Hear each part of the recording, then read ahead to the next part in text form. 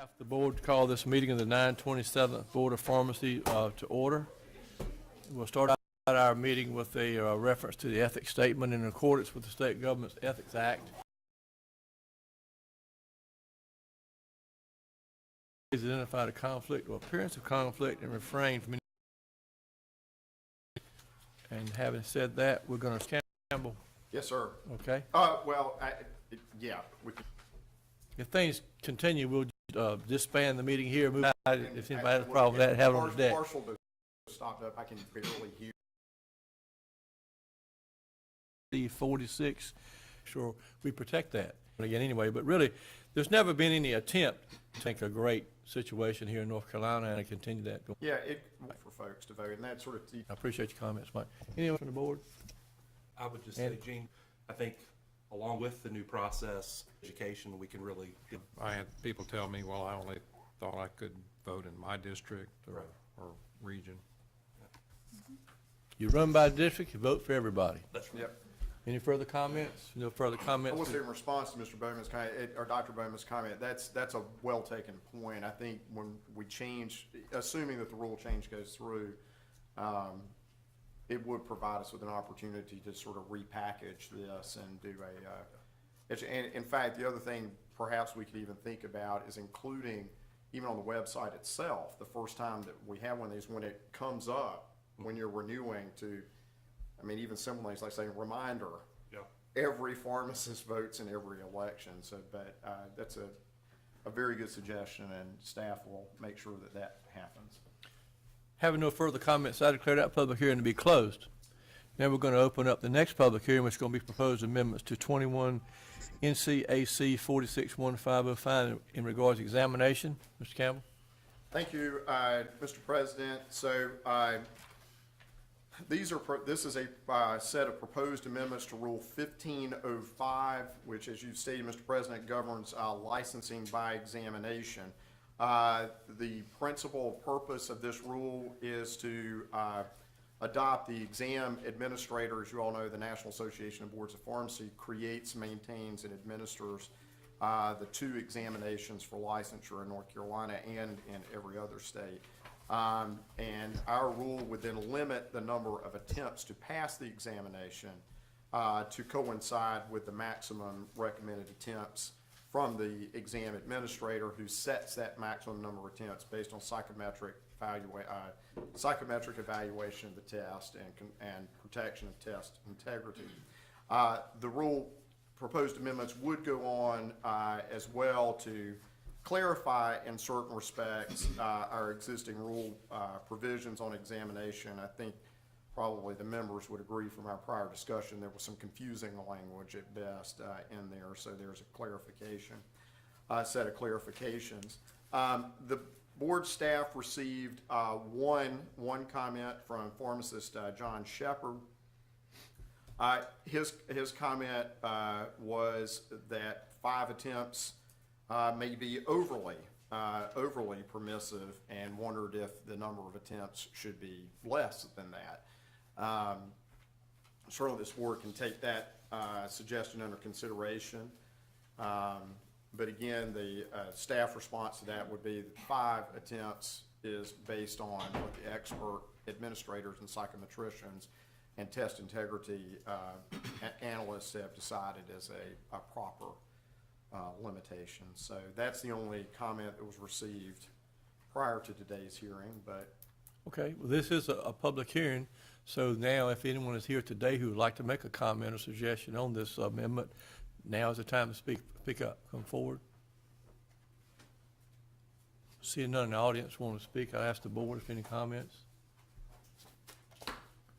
And I will tell you, I was in Chicago with the NAB meeting back in the winter or fall, whenever it was, and I talked to Carmen specifically about this.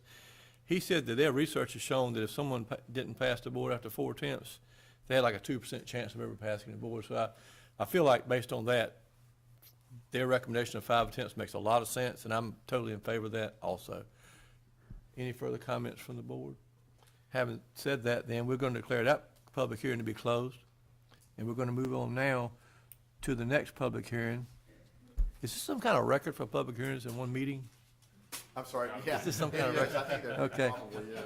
This is on the amendment in regards to an e-profile number required for license, permit, or registration. And once more, Mr. Campbell, I give you the floor. Thank you, Mr. President. So this would be the creation of a proposed new rule 1615 that would require every licensee, permittee, or registrant with the Board of Pharmacy to acquire and report to the board an e-profile number, which can be obtained without cost from the National Associations of Boards of Pharmacy. The purpose behind this rule is to allow board staff primarily to more efficiently and accurately conduct its functions to review applications for permits, registrations, and licenses. As you all know, the e-profile system is one that consolidates a number of sources of information out of state, disciplinary orders, et cetera. And by having an e-profile acquired and reported to us, it makes it very easy for board staff to use that number to acquire that. Our alternative would be either to wait for that sort of information to be disclosed to us on a quarterly basis, or to try to replicate some sort of multi-state database, which we believe would be cost prohibitive.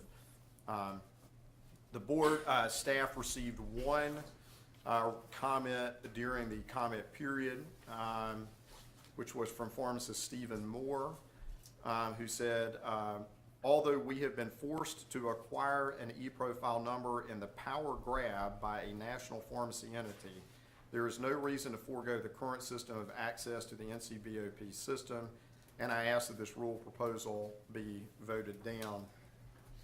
Staff response to that would be sort of lack of understanding about what the power grab is. Pharmacists who choose to acquire continuing education through ACPE accredited courses do have to obtain an e-profile number as a condition of obtaining that credit. That is not a power grab in the sense that most people use the term that somebody's trying to make money off of it. It's simply a way of relieving, frankly, pharmacists of the burden of having to maintain paper certificates and other things. To the extent that the comment is based on a concern that absent a e-profile number, you can't, quote, access the NCBOP system, I'm not sure what that means. You certainly don't have to have an e-profile number to log on and do the things that you have to do to renew your license or to get access to the board's website. Every pharmacist really probably already has an e-profile number if they're getting CE. So I respect Mr. Moore's comment and concern. Staff response would be that I don't think it's grounded in the reality of what the rule proposal is or how the e-profile system works. I will add that I have had conversations, if this rule goes through, I have open conversations with NABP staff about the methods and communications that we can use to roll this out as smoothly as possible. If it does go through, our goal would be to have everybody acquire these e-profile numbers before renewal period this year. But NABP has committed to devoting every amount of staff resource that they need to devote to make sure it happens. Our challenge will be technicians getting their e-profile numbers and some pharmacies getting their e-profile numbers. So if you choose to go forward with this rule, staff will report to you on a regular basis about how we're implementing this. Do technicians have to report their hours to the board annually? No. I would- Technicians who, so there, of course, as you all know, there are two strata, let's say, of technicians in North Carolina. There's a registered technician. Registered technician is not required to get certified technicians, PTCB certified, to make CB certification to get continuing education. Every CB certified registered techs to get an e-profile number for tracking purposes, for discipline, or the like. That may take some time in. It doesn't happen. With respect to pharmacies, any pharmacy that has had a VPP inspection as a DOT pharmacy has acquired a dot pharmacy email address or has undergone one of the various NABP patients that they have to work with pharmacies that don't to get that acquired. About that after we finish hearing, maybe possibly. Sure. There's one change that if you effective April 1st, just because of the timing of the R thing, will cause time constraints in getting it by 2018. But Is there anyone here that would like to speak in regards to that in this public hearing? From the audience, down the board?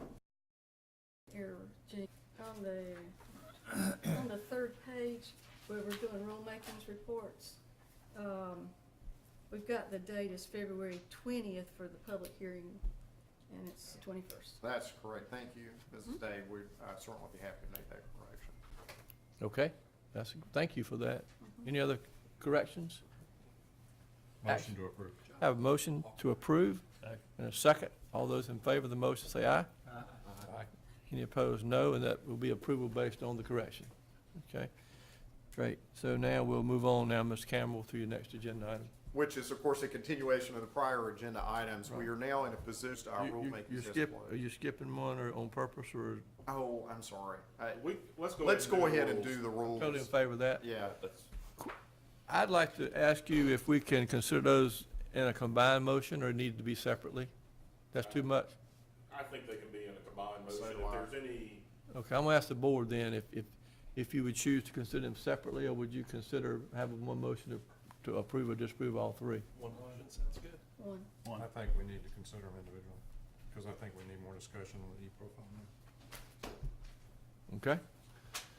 That's my, And then I'm happy to do that. I'm in the minority. Or you could take, and you don't have to do one, if there is no further discussion on elections and exams, you can go ahead and do that one, and then we can move into a discussion Well, we'll just take them individually then. The First Amendment is eligibility to vote, Committee on Nominations, nomination by petition, ballots casting and counting, termination of election results. Is there a motion? Motion to approve. Have a motion to approve and a second. All those in favor say aye.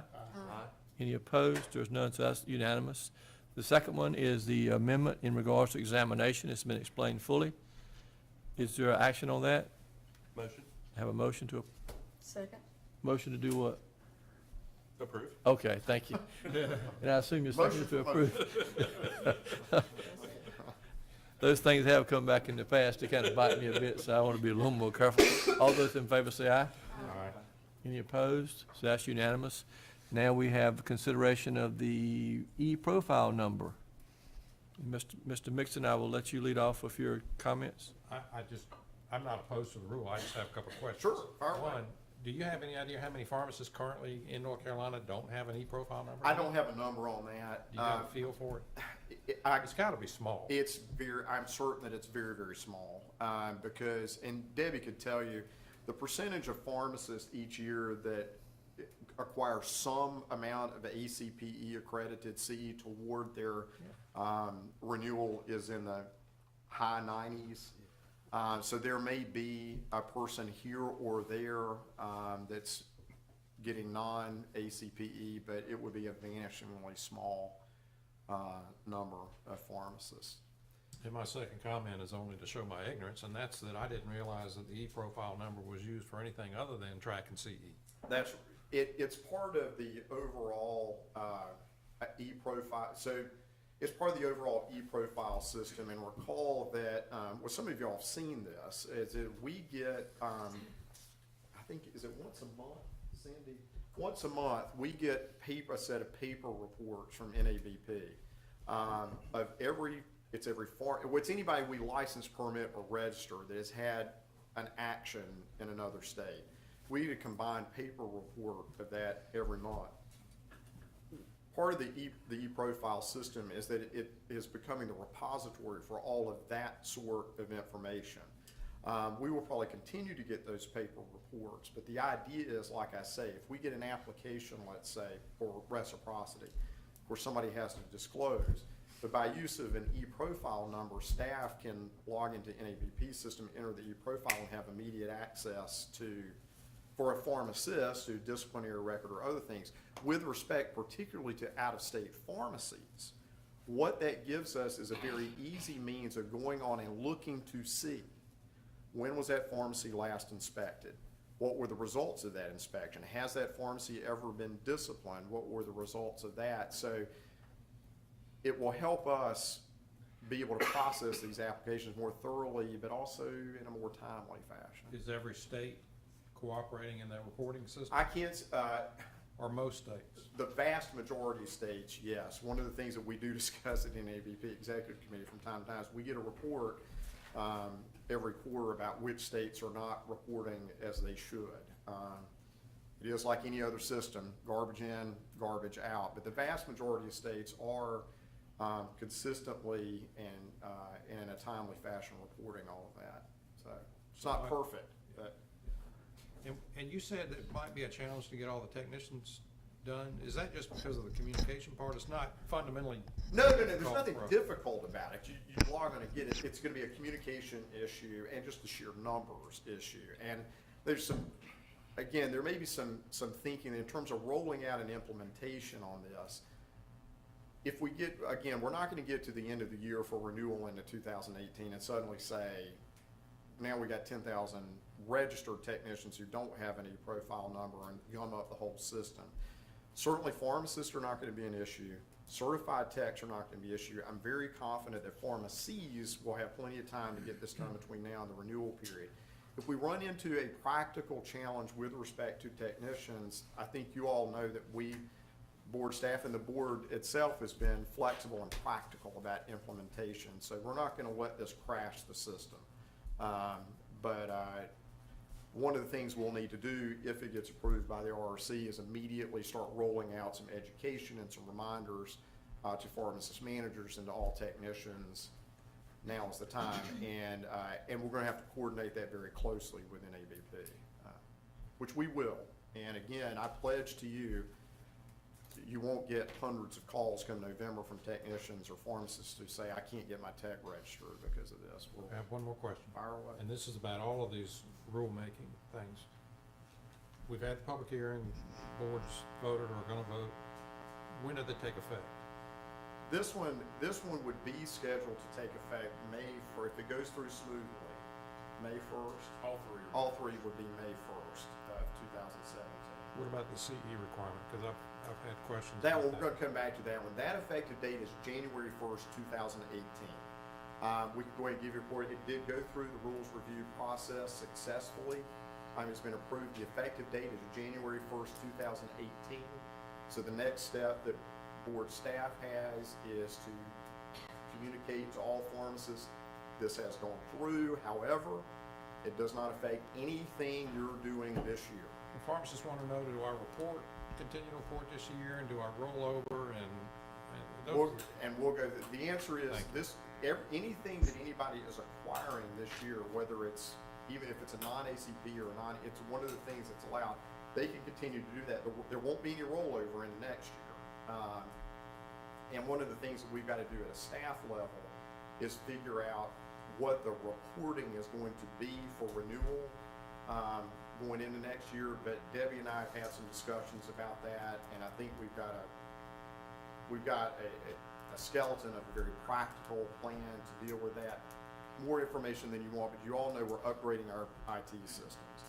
What we don't want to do is spend a lot of money programming in a renewal module to a new system that's key to the current rule, only then they have to pull it out and replace it next year. Our goal is we're going to program it for the new rule, but come up with a way that pharmacists will be able to click Well, through. believe it or not, some pharmacists actually log in and record those things as they accumulate them. And they should continue to do that, and we're going to get some communication out here in the next couple of weeks. Thank you. to pharmacists and all that. Mr. Chairman, I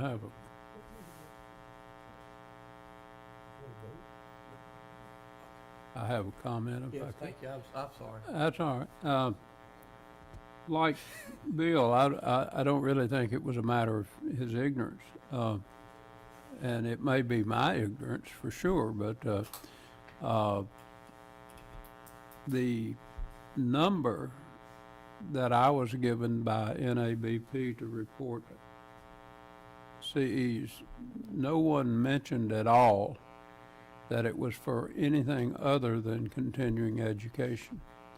And I'm just thinking it might be a matter of courtesy to the pharmacists of North Carolina if we made some kind of statement saying this can also be used to help process applications, et cetera. Oh, yeah, I'm more than happy to do. Of course, we did say that in the notice, the rulemaking notice, that that's what it was, but absolutely, that can be, we're gonna have to roll out some educational materials anyway to remind folks that if they don't have an e-profile to get it, we absolutely will make the point. Well, I just think some people would like to know that. Sure.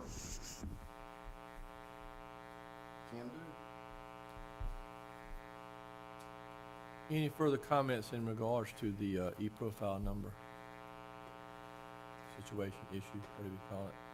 I think it's a great step forward. It'll be a lot easier for pharmacists, certainly down the road, once they get straight to a report C and that type of thing on an annual basis. Having no further comments, I now call for action on that proposed adoption. I'd like to make a motion that we approve it. All right, motion approved. Second, all those in favor say aye. Aye. Any opposed? No. And I would like to do two things. We're gonna take about a 10-minute break here, but also I want to thank the board staff and the board for the practical application of all the complex things that you do on a regular basis. And your level of practical working with people is really to be commended. I appreciate it. Thank Well, you. we try to, the changes we make are Yeah. really designed first and foremost to try to make the process as smooth as it can be for the people we license. So I'm not gonna, as I said, some things need to be complicated. Renewing your license, one of those things. Let's try to be back at 1:45. We'll continue the meeting. Thank you.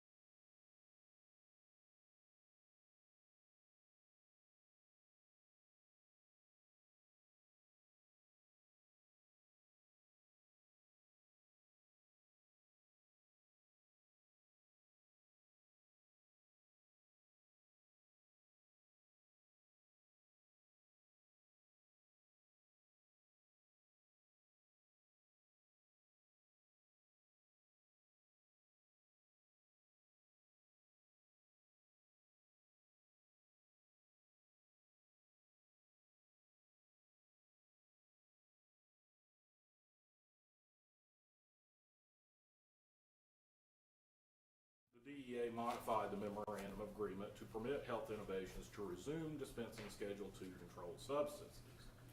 By the terms of both that amended memorandum of agreement as well as this board's order, regardless of the DEA's agreement with Health Innovations, the pharmacy still cannot dispense Schedule II controlled substances unless and until this board modifies its order. So that's what Health Innovations is here to request.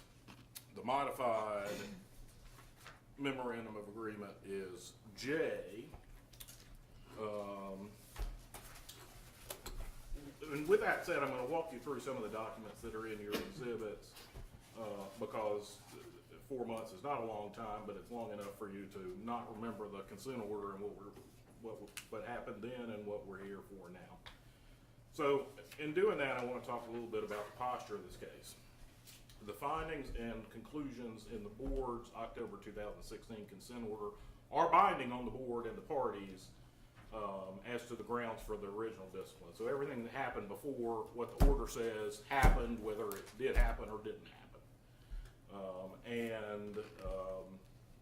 What you call that is estoppel, which basically means we're stopped from talking about it and arguing about it. Also, it's set forth in the consent order, many of the findings were undisputed then and can't be disputed now. So the consent order contains the facts and conclusions as far as the behavior before that consent order goes. And so we shouldn't consider, and I don't think we're going to have any testimony about what happened leading up to that. I'm going to describe the facts previously found so that you'll have an orientation, but I'm describing what I think you found. I'm not trying to introduce new or different facts. To the extent I misspeak, you're bound by what you previously found. If you return to tab A, just real briefly, the prior consent order dealt with 3 areas of principal concern: Health Innovation sterile compounding, its controlled substance management and dispensing, and its DME operations. And obviously the second of these is the focus, but I'll mention the other 2 briefly for each. If you go through the order, the first heading under the findings of fact is compounding and other pharmacy management violations. In essence, what the board found was that there was an inspection by board staff that was followed by an inspection by the FDA. There was an FDA form 483 and an FDA warning letter that came much later dealing with sterile compounding. All of those, rather than make this consent order 20 pages long to describe them, we incorporated those documents by reference. So exhibits B through F are the various inspection reports about the sterile compounding, and I'm not going to talk about them because that's not what we're here to talk about today. But there was a recall of all sterile compounded products. There was a voluntary agreement to stop sterile compounding, and then that was permanently put into this consent.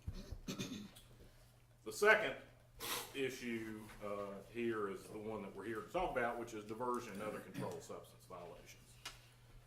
The board found that over a 2 and a little bit more long period, approximately 131,000 dosage units, Schedule II and III controlled substances, were diverted from the pharmacy.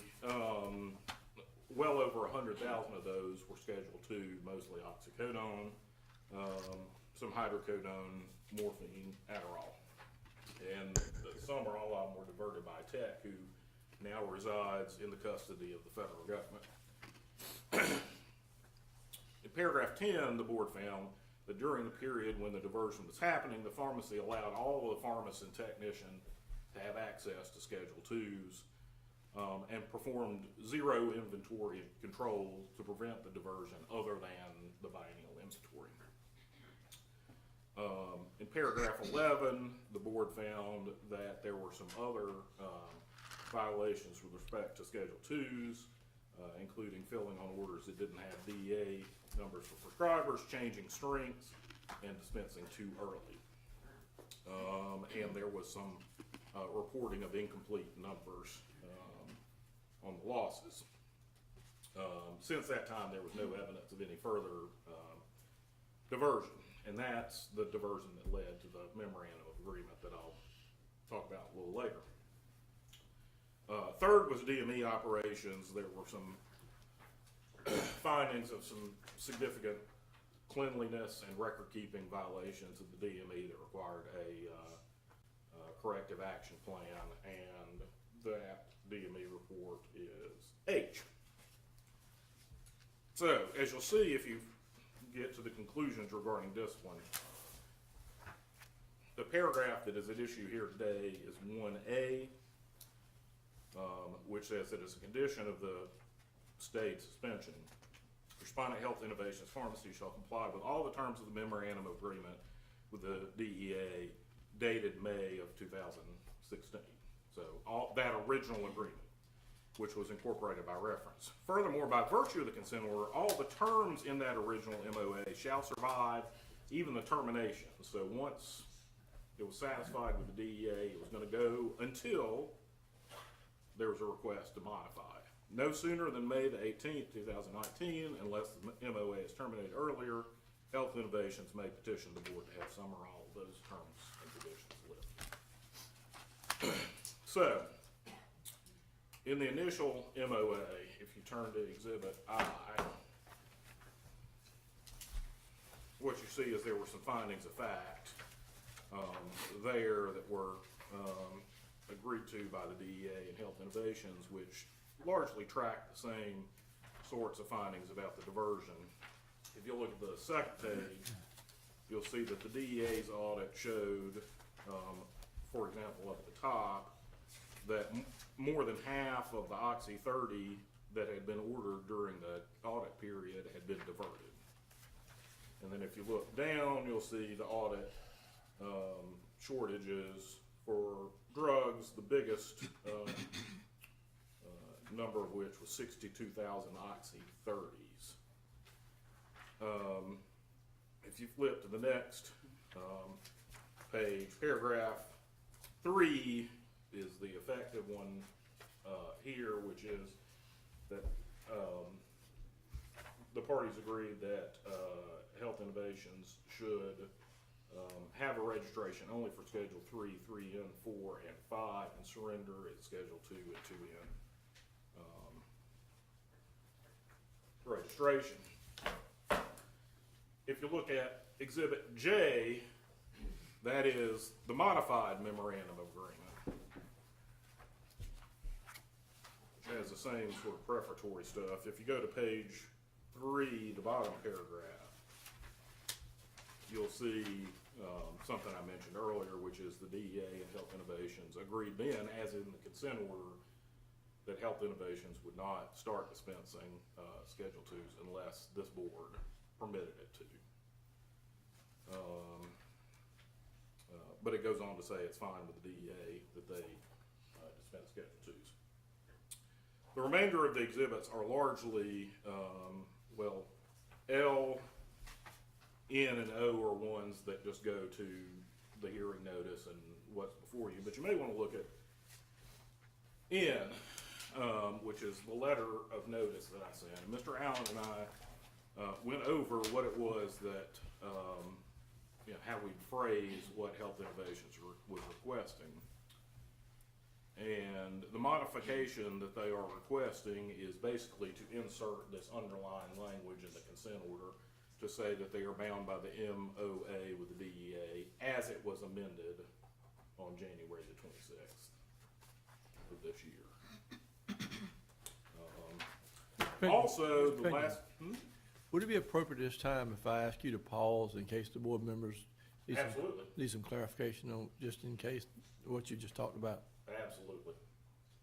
I've got a cold, so none of it may have made any sense. I just want to make sure it's a lot of information. Everybody,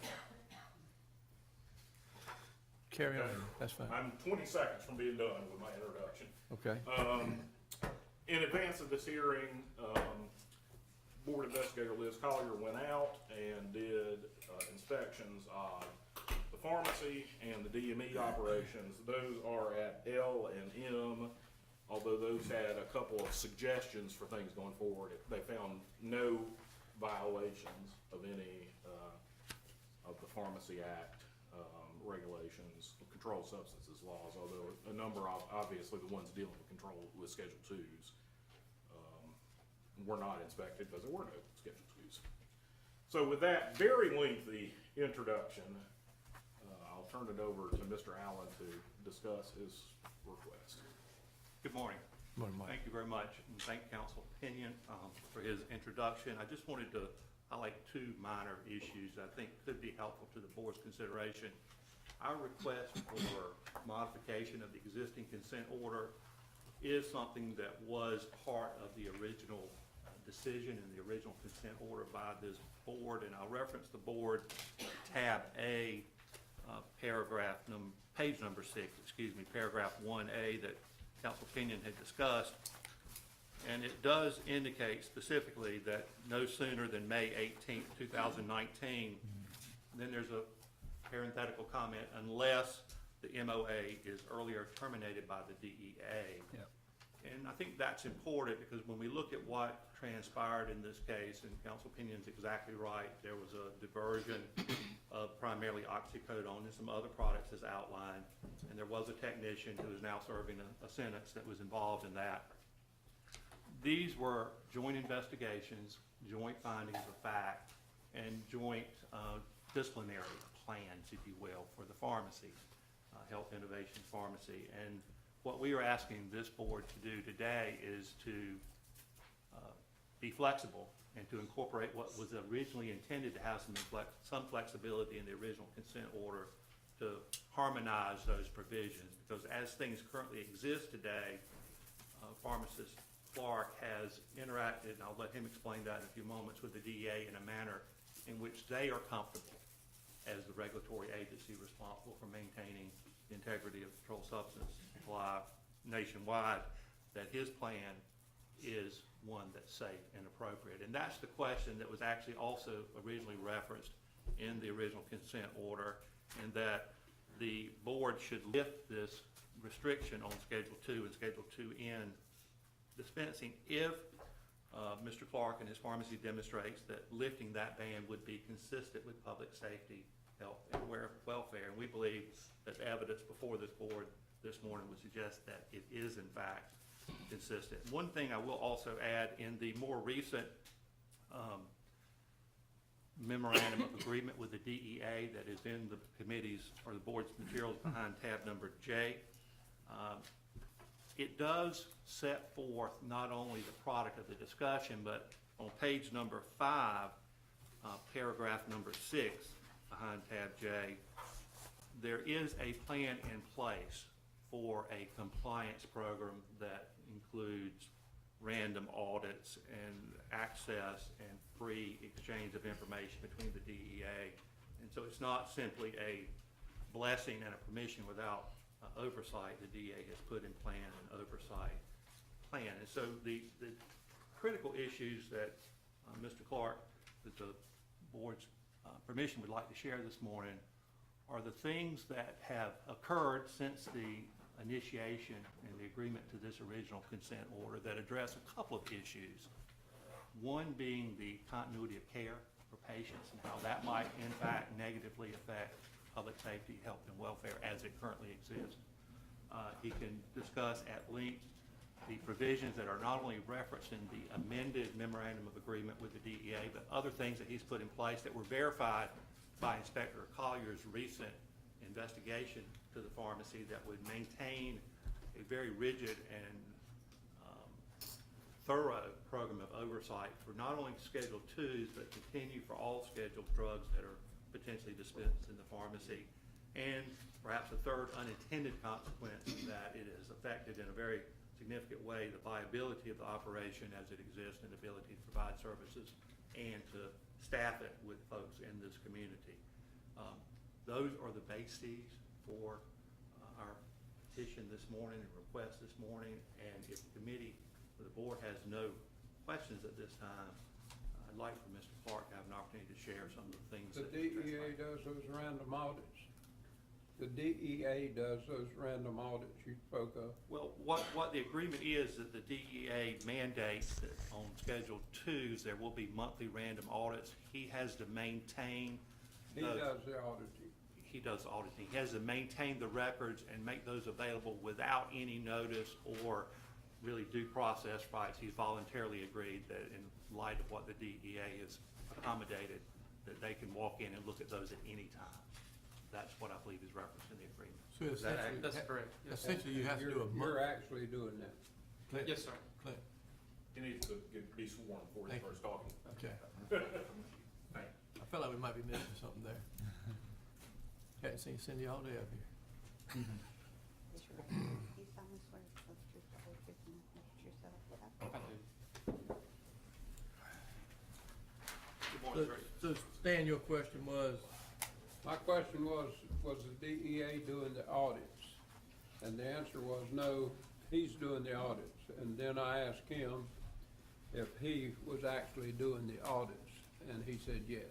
so they can randomly request you to give them the audit whenever they want to, but Yes, you sir. do them, okay. Yes, sir. That's what I understood also, okay. But you had no Schedule II drugs to audit. No, sir, we have no twos at all, so, not since May, about the 12th, I think we stopped, of 2016. Further questions from the board before we let Tim have, Mike? Thank you. Tim, can you give us an overview, synopsis of the changes that you have put in place at your pharmacy in Southern Pines, North Carolina, that relate to management, security, and accountability for controlled substances that you currently dispense, and your plans for maintaining Schedule II accountability if the board would amend the order and allow you to do so?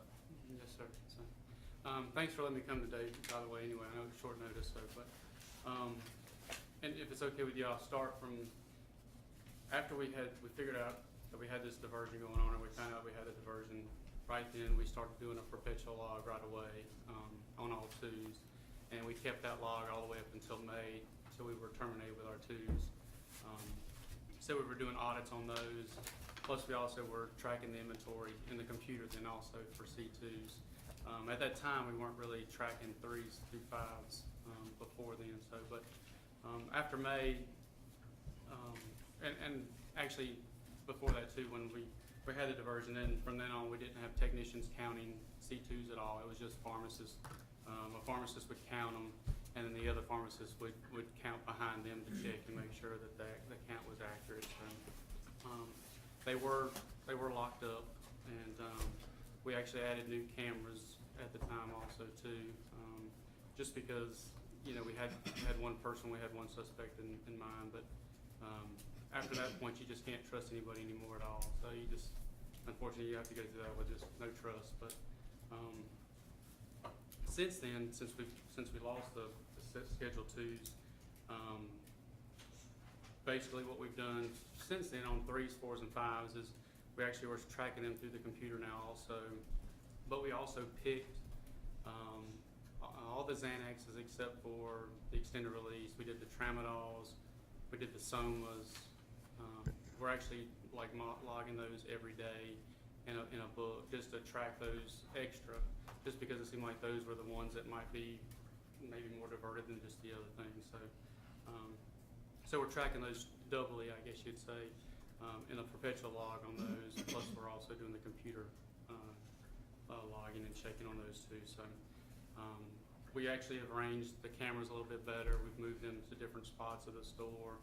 I actually moved the monitor for the camera system out into the pharmacy floor, where pretty much the pharmacist can see it all the time. It used to be back in my office just so, you know, back there I could see and we could do recordings, but now I've got it out on a bigger screen. There's actually 2 screens because we had so many cameras that we had to have 2 DVRs now. So I've got one big screen out there and one smaller screen, but it's where everybody in the pharmacy can see. So we've done that. Pretty much now we have everybody double count still everything. We are doing what the DEA asked with the audits. We're actually, they told us we had to do audits every 6 months. We're actually doing them every 4 months just to be on the safe side. And sorry, I'm nervous, but so we've done that also. Our counts have been pretty good from what we've been checking. We do random audits just on all the 3s, 4s, and 5s that we have. We have a booklet that we're keeping now. So, you know, one day we might pick this drug, the next day we'll pick a different drug. We're looking to make sure they're verifying in the computer to see if they're right. if something's wrong, if it looks like something's going on, you know, we're running reports on them to see, you know, what may be the difference or something, so, you know, so, but we're doing all those kind of checks, so. Okay. Pharmacist Clark, if you could turn to tab number, I believe it is J, it is the, I'm sorry, L. It's the Newark, February 10th, 2017 Pharmacy Inspection Report. And I want to direct your attention to page number 8, because I think it provides a reasonably concise summary.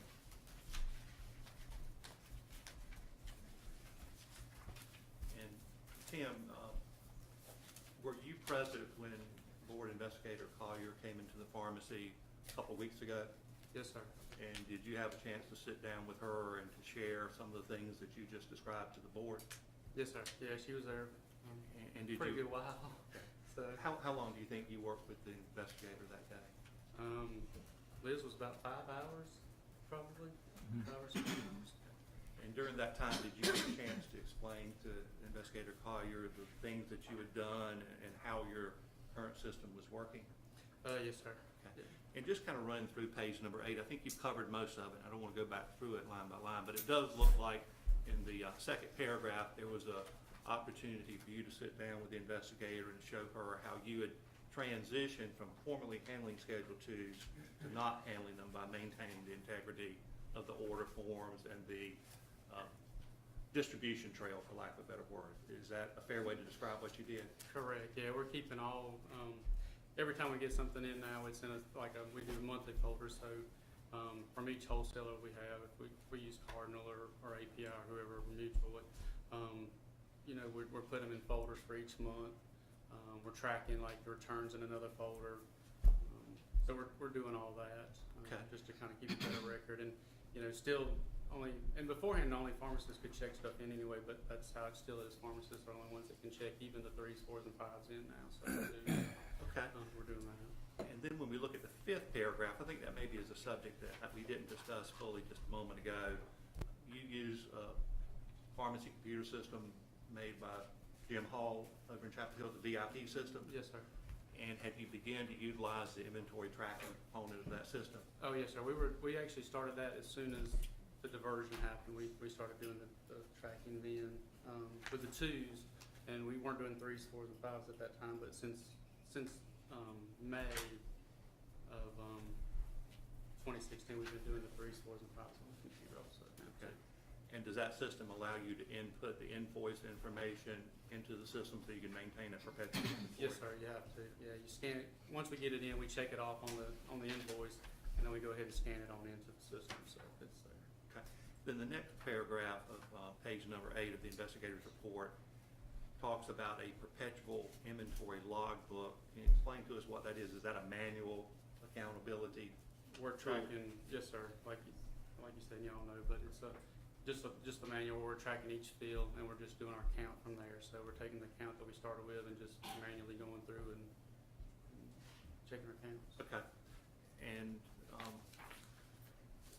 Tim, who is involved in initiating these steps? Do you work in the pharmacy as one of the dispensing pharmacists? Yes, sir. Who is the current pharmacy manager of that? Mark Zingelman. And is Pharmacist Zingelman also part of this initiative and assisting in formulating this plan? Correct, yes, sir. Yeah. And let me ask you a transition just briefly. Since you worked with the DEA and interacted with the North Carolina Board of Pharmacy to put in place a consent order that limited and prohibited your use of Schedule II and Schedule IIN products, can you describe for us what impact, if any, that's had on your ability to provide care to the patients at your pharmacy? It has. I mean, we lost a few employees actually too, just because, I mean, they were scared they were gonna lose their job anyway, just because, you know, lack of, you know, decreased business and stuff. But it has hurt them, you know, the customers, because most of them have been really great and, you know, continue to want to do business with us. But then again, they can't get their controls, or their C2 if they needed one. So, you know, a lot of times they're having to go to other pharmacies, and they don't always like that. But, you know, I understand that. I mean, they have to be able to get their stuff, and, you know, have to get everything at one place, really. I mean, it's just a matter of, you know, having to do that. I understand. So, but it has hurt. I mean, we don't know, they come in, they're like, well, I hate to have to go over here, but, I have to do it, so, so it has hurt. I mean, we haven't been able to service people like we usually do, so. Does that also affect your ability to maintain an accurate patient prescription profile if patients are going to another store and you may not be aware of that? That is correct, so. Tim, is there anything else that anyone has suggested to you that you could do, just monitoring wise, to maintain the accountability and the security of your controlled substance inventories? Well, if we do get permission back from the board, and we won't do anything, until other steps too, but if y'all do give us permission, but, it would just be the pharmacist only. Again, we won't have any technician involvement in twos. We will probably let the technicians, count 3s, 4s, and 5s, but the twos will only be counted by pharmacists if we are given permission to start back. We'll have to get another, control, like a lockbox cabinet or control cabinet, that locks up, because we got rid of the last one we had when we stopped doing twos, so we'd have to do that, and we might make just a few minor adjustments to the camera system if we get a cabinet, just because we need right now we have one single camera coming down where we count the 3s, 4s, and 5s. So it's just right overhead, so everybody can see that particular spot. So, if we should get permission, we get another cabinet, then we'll have a camera stuck right on that cabinet there too. So, Tim, is there anything else that you'd like to share at this time with the board related to this issue? not that I can think of this. Thank you. The exercise will do me good. Gotta get my Mr. 10,000 Chairman. steps in. Mr. Chairman, Yes, sir. can I ask Tim a question? Totally appropriate. Tim, in your logbooks, there is a place for signature, date and time stating who did the audit, Yes, sir. and that's every time an audit is done. Thank you, sir. Yes, sir. Yes, Okay. sir. When we do the audits, we're actually logging what time it was done and, who counted them, things like that. Gotcha. Mr. Clark, I've just got a couple of questions. I've just handed you, what appears to be a consent order that you entered at the same time that, Health Innovations entered its consent order, correct? Yes, sir. And if you'll turn to page 6 of that consent order, you agreed in the board order, correct, that your license would be permanently suspended. There was an active 30-day suspension. The rest was staying on certain conditions, correct? Yes, sir. And one of those conditions, if you look at paragraph 2, is that your license is further restricted and that you shall not hereinafter serve as pharmacy manager of any pharmacy, and it's so ordered, and you, on the next page, you further consent the restriction should be permanent, and you will never request this restriction should be lifted or modified, correct? On the pharmacist manager? On the Yes, pharmacist sir. manager, Yes, sir. Yes, this has nothing to do with, your request today, other than, I think you said that the current pharmacist manager of the pharmacy is Mark Zingelman. Yes, sir. Where's Mark Zingelman today? He is off today, sir. All right, I don't have any other questions. Board members, do you have any questions for Mr. Clark? A couple, if I may. Mr. Clark, if you will you agree that in this series of information that we have, this stack of paper, that you failed in your duties as pharmacy manager of your pharmacy? Yes, sir. Will you also stipulate that any inconvenience to your patients or inability to accurately keep up with patient profiles because they have to go to multiple pharmacies is directly your responsibility, and that you now can no longer serve them with C2s? Correct, we're not serving them with C2s, no, sir. And that is a result of your lack of control of your pharmacy manager responsibilities at your pharmacy? Okay? Yes,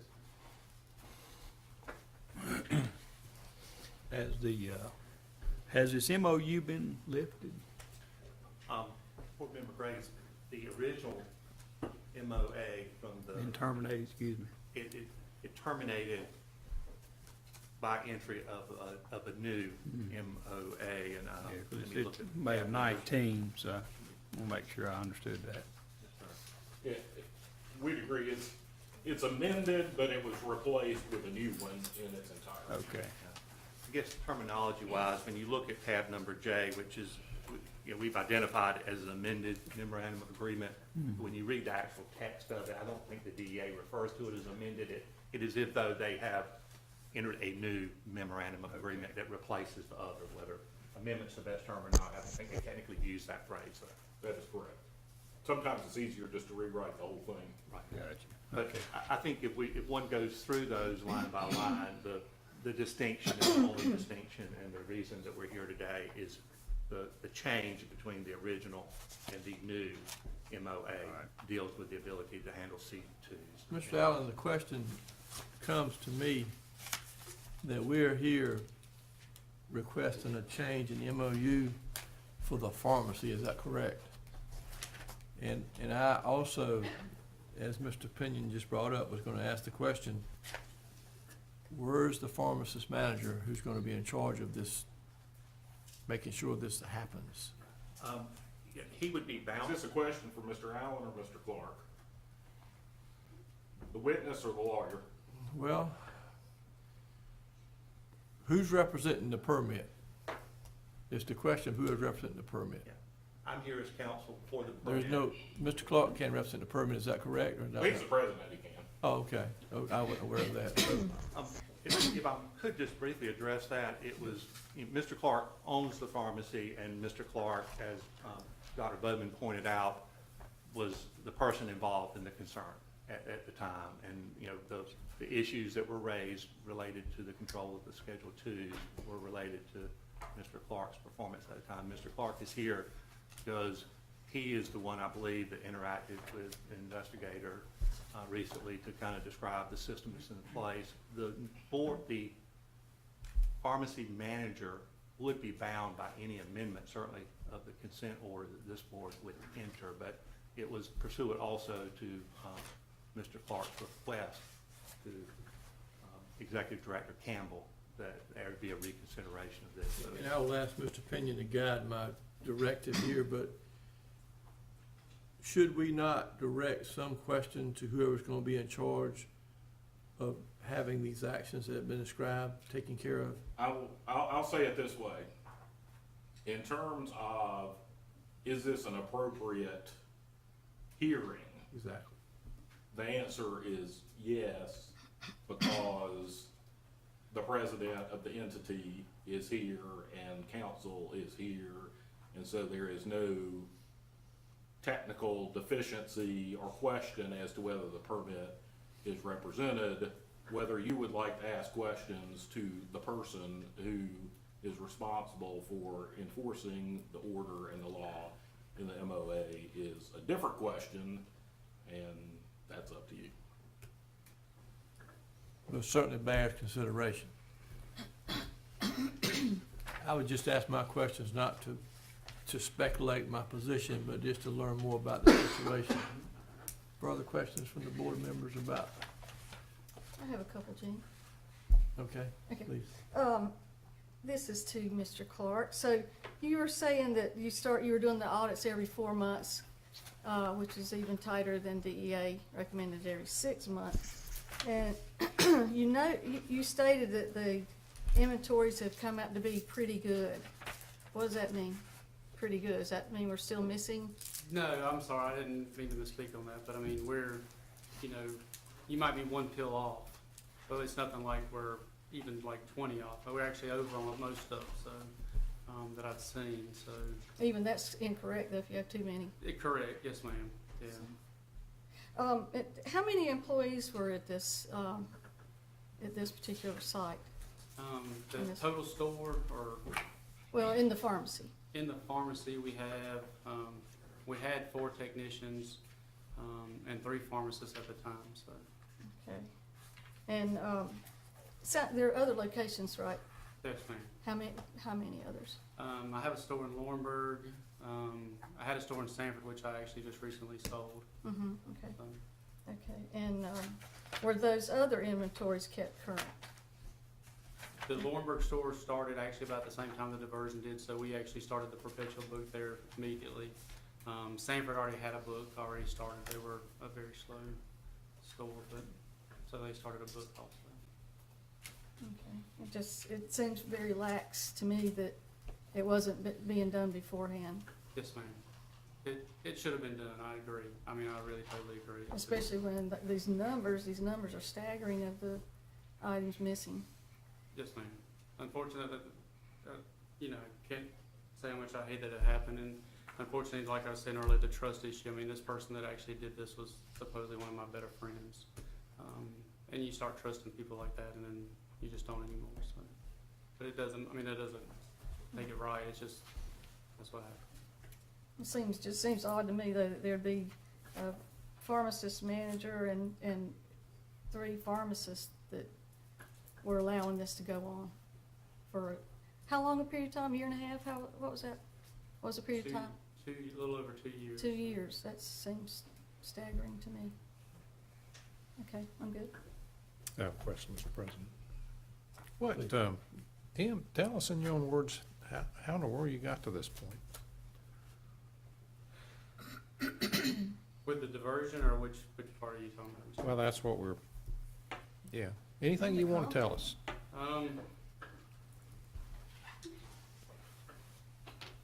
Just,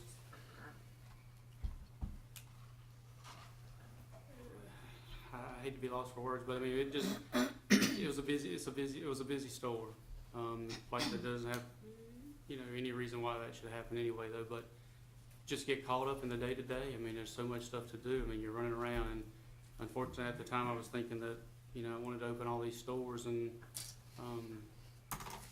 you know, by the time you spread yourself so thin, going from one to the other and trying to make sure they're doing okay, and then this store is doing okay, it just, you're just almost in a whirlwind. So, I think it has definitely changed on that aspect now, so, trying to pay better attention and more, you know, be more involved and closely watching everybody. But at the time, that's what was going on in the store. It just blossomed and had gotten so busy and just really didn't keep up with what we should have been doing, so.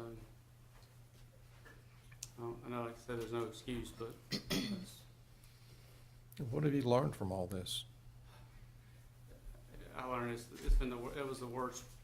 Well, it still is the worst. I mean, because all I do is just stress out now. Like I said, I don't trust any of my employees. I look at them differently. I learned sometimes that, you know, maybe maybe pharmacy's not what I should be doing. I don't know. Some days I love pharmacy. I'm one of these people that goes in, if we go anywhere, I mean, I go into every independent store out there. I like to see what people are doing, but not being able to trust people and just, you know, worrying about it every day, what's happening, you know, it wears on my nerves. I mean, it's been very stressful. So, worst 2 years of my life. Mr. Pinion, could you address the board and tell us what it is we're asked to do here? Well, Wait. I think we're about done with our, I need to get this said, if you don't mind. Okay. If you don't, just, if you have a reason not to, it's fine, but not only what we're asked to do here, but what are we supposed to look at the prior consent order, the prior history to make this determination? You talked about estoppel when you started. I'm just trying to make sure that we're looking at the right set of facts to make decisions based on the request. okay, well, what I was Is gonna that fair say is, enough? I think we're done. Do you have any other witnesses? I don't have any other witnesses. I just wanted to point one thing out in the report for Board Member Day, in light of your question.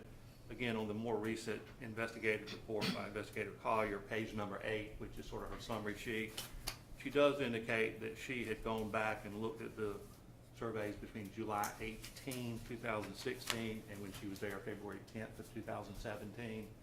And she describes the drugs that were audited and so forth and so on. And she concludes that paragraph that based upon her assessment, there were no discrepancies, as she would define a discrepancy at that point in time. So I just wanted to provide that for the board's information. Thank you. And the only reason I say that is because I think we're done, so I think we're to closing arguments, and Mr. Allen can say what he thinks it means, and I can say what I think it means. So this is the perfect time to do just that. There's a lot of information here we're looking at. It is indeed, and I also want to say that Investigator Collier is here should you have any questions for her, I don't intend to have her as a witness, because what she put in the inspection report is what she would tell you, and so, but if you have any questions about that, you're welcome to call her. It looks like nobody's interested in doing Actually, that. Yeah, I don't know Oh, about okay. that. Wait a minute. I think the inspection report was very complete and very well done. I think unless you, I don't wanna, if you wanna call her, it's fine. I just got one question. And that makes, Okay. if you have a specific question, I think that's great, yeah. Okay. Does she need to be sworn? She does. Okay.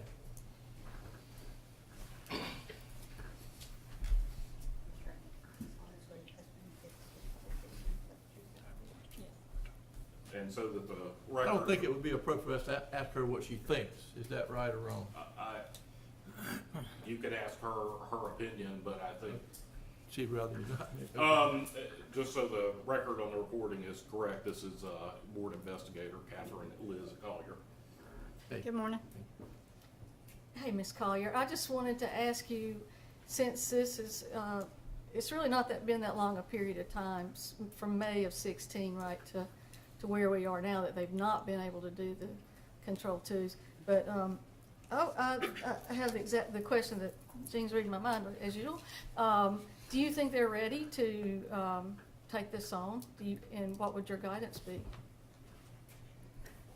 If they continue with perpetual inventories that I saw that were initiated at the time of the memorandum of agreement through the time that they discontinued their C2s, I believe that they have the potential to move forward successfully if and only if that type of perpetual and audit system were kept consistent.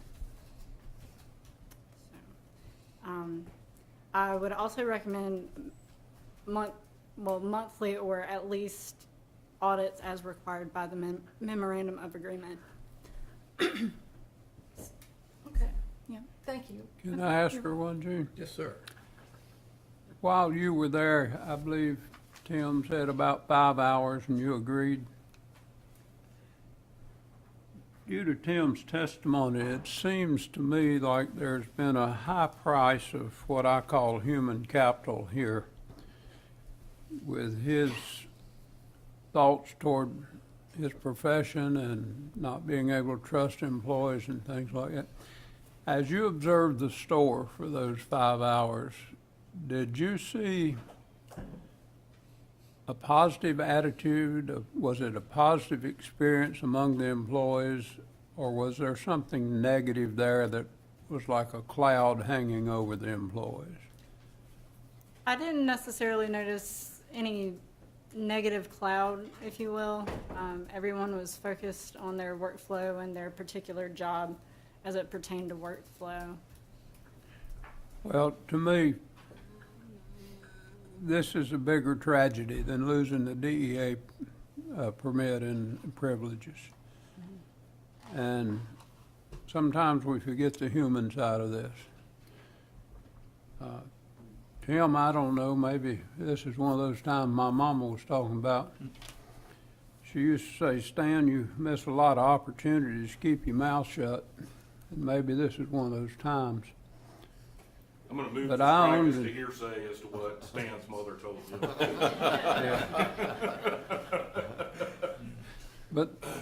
But I owned and operated a drugstore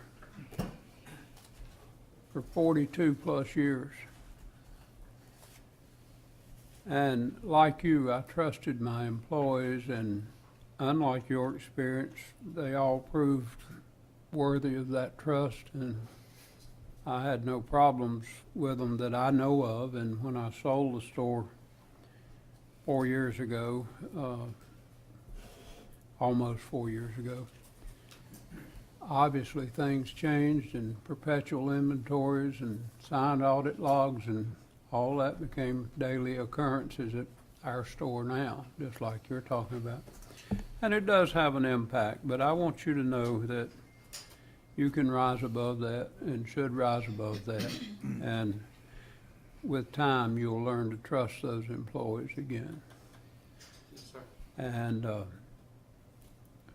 don't lose the faith. Pharmacy is a great profession and an honorable profession. And we as pharmacists need to do everything we possibly can to maintain the honor of that profession, and that will include trusting your employees again. So that's my soapbox, and I'll be quiet, Mr. Chairman. Thank you for that. Do we have further questions for the investigator? Having none, I can release you from your seat. All right, I appreciate it. Thank you for your You're testimony. welcome. Thank you. All right, Mr. Allen, this is your motion, so if you'd like to summarize your position first, I will respond. Thank you very, very much. And thank the board members for their courtesy and opportunity to come and petition for this and to request you amend, promote some consistency and uniformity between this board's position and the Drug Enforcement Administration on the operation of this pharmacy, on the limited issue of allowing them to resume the dispensing of Schedule II and Schedule IIN drugs. In summary, unfortunately, we live in a society that people steal. And this pharmacy and Pharmacist Clark in particular, they were victims of that fact. People will steal and people will be deceptive and people will lie. Could things have been done different? Tim's acknowledged they could and they should. But what we can see today, and I hope that Investigator Collier's words were very illustrative. I must admit that I was awaiting her answer. I was very intrigued as to what her perception would have been, because to be honest, I haven't spent 5 hours in that store watching the staff interact and watching them do their job and maintain their accounts and maintain their integrity. But she has, and she shared, I believe, from her heart what she felt. And I do believe that there has been a significant cost borne by everyone that's been in that store, whether they're a patient or an employee or whether they're a pharmacist there. And I would suggest that in light of the steps that have been mandated by the DEA concerning the perpetual inventories, perpetual audits, and the ready access to that, in addition to the things that the pharmacy has done voluntarily above and beyond on those and the way that they're moving forward, that rather than being a pharmacy that is a risk to public safety, health, and welfare due to diversion, it is most likely the most unlikely pharmacy that one could identify in which diversion could go undetected at this point in time. And I would ask the committee to consider what has happened, the impact of it, and the things that have been done and verified that they have been done, and to modify to that minor extent the existing consent order. Thank you very much. Exactly what modification do you request? I'm sure you verbalized it somewhere. I want you to say it one more time. What's the tab number? The letter that I sent with the notice restated, it's in 9, Number N. basically inserting language saying that he's bound by the MOA as it was amended in January, rather than the original MOA. So to be bound by the MOA that's been agreed upon by the DEA? Exactly. Is that in so few Right in words? 2017. In so few words, is that right? Yes. And President Minton, I think the practical application of that modification, and the only modification, is to permit the resumption of Schedule II and Schedule IIN products. And if we permit that based on this MOA, who is going to be responsible for supervising that or following up on that? Or Mr. Zimmerman, or Zingelman. it'll be the DEA, is that right? Zingelman, no. The pharmacist manager and the DEA and the board. So we can ask for a routine audit also, any random audit anytime? The MOA. Whatever we say, I The know. MOA is incorporated in the consent order. The consent order also says he has to comply with the MOA, and that he will cooperate with board staff to investigate Okay. compliance with the order. So we can independently investigate. Can't or can't? Can. Can't, okay. We and the DEA would both have the authority, is that right? That is correct. Okay. I'm sorry. Okay. And I would just, if I could just add, Mr. Binion, of course, is exactly correct. The original consent order that we are not modifying, 99% of the language on, does have the language that's pretty standard in the consent orders that requires strict adherence and also ready access at any time to investigations. Thank you. Thank you, Mike. Mr. Minton, I want to answer first your original question, which is what impact the prior order has. Right. Y'all are in the same posture you're in anytime anybody comes in here, asking to modify a order dealing with a PHP client or any other, modification. You can certainly look at, and should look at, what was the underlying behavior. How bad was it? How long entrenched was it? What was the nature of it? As well as the changed circumstances. We've had PHP clients in here who've had 5 contracts and relapsed and back and forth, and with those, you're perfectly, you should look at their prior conduct. And here you also should look at the prior conduct to determine, what the situation was before these changes. Let me talk a little bit about the findings in the board order and in the MOA. If you look at, this was an extraordinary case. If you look at prior board orders, you can look at every single order this board has entered in 100+ years, and you will not see a Schedule II diversion this large. There hasn't been one, ever. I'm not relitigating the case, but to the extent that Mr. Clark says that the issue was one of trust, you'll note in the MOA that more than half of the Oxy 30 that he was ordering during the time period was diverted. He did 0 inventory control, 0 of the biennial inventory. So it's easy for trust to get abused when you are doing 0 to supervise controlled substances. And you have to have an awful lot of trust if more than half of your Oxy 30s that you're ordering fall down. So this was an extraordinary case, and this was an extraordinary order for an extraordinary case that I think was part of some thoughtful consideration by the board member who presided at the pre-hearing conference. Mr. Allen is right that paragraph 1A in the conditions of discipline was designed to give the board some flexibility in modifying, and I'm not suggesting that it's inappropriate to have this hearing before May of 2019, because if it were, we wouldn't have scheduled it. I would suggest, though, that one of the premises of 1A was a presumption that it would take a long time to ensure that changes had been made, and that this board was not going to defer to the DEA, because even after, if the original MOA had run to May of 2019, those terms and conditions were going to continue as long as this board said they would. So this is not a matter of squaring up to the DEA, or it's certainly not, Mr. Allen wouldn't contend that it's, the DEA is okay with it, so you should be too. But the board order says the contrary, that you are going to have to be satisfied, and the DEA and its agreement has nothing to do with anything. Let me point out also that you had adopted this extraordinary order 4 months ago. And I will say, it is board staff position that such a disaster as the one that persisted at Health Innovation requires more time to ensure that adequate changes have been made.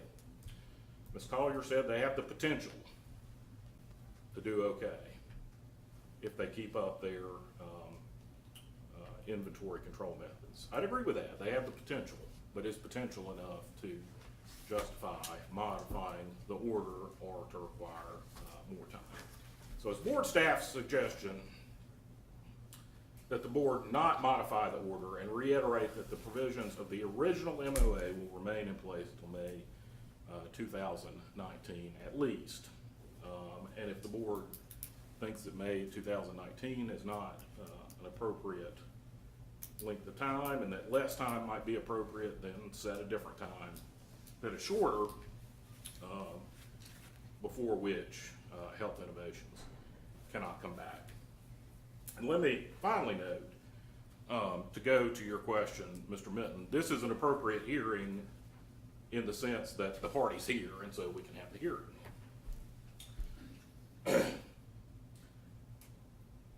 You should have serious questions that the person who is statutorily responsible for ensuring compliance is not here. And it's his day off. He could be here, he's not here. And that leaves some serious questions. And let me also suggest that you not just hold it over a couple months until it could be here. This was Health Innovations motion. Mr. Allen's a litigator, I'm a litigator. When you get try a case, you decide how you're gonna try the case, and you don't get to come back a month later and try it a different way if the first way didn't work out. Health Innovation should have known that the person who was on the hook for compliance should have been here to look in the eye and ask, what are you doing? You're responsible. And he's not here. So, board staff requests that the request be denied and that they be told they should not come back until May of 2019.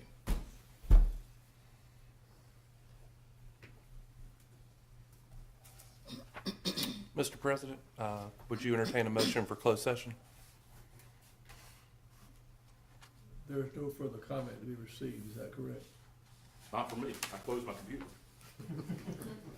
Oh, I have one additional question. I'm gonna ask Mike Allen, do you have any follow-up? Are you finished? Tim, you finished? Tim, did you want to say something else? I'm sorry, I didn't realize that Mark should have been here, but it was my fault, and so I accepted responsibility, and that's why I'm here. I mean, that's why I'm here today, because it was my fault, and nobody else's. I'm responsible. So, You? When did Mr. Zimmerman take over as PIC? he took over, it was right after we had the meeting here in October, so I think it was the 18th of October, sir. Was he already in your employment? He's been there for almost 7 years now. Does he have any ownership in your pharmacy? No, sir. How did you survive financially from the loss of so much drug? It's been tough, so we're making it though. By my count, 106,000 dosage units of just oxycodone. That's a lot of money.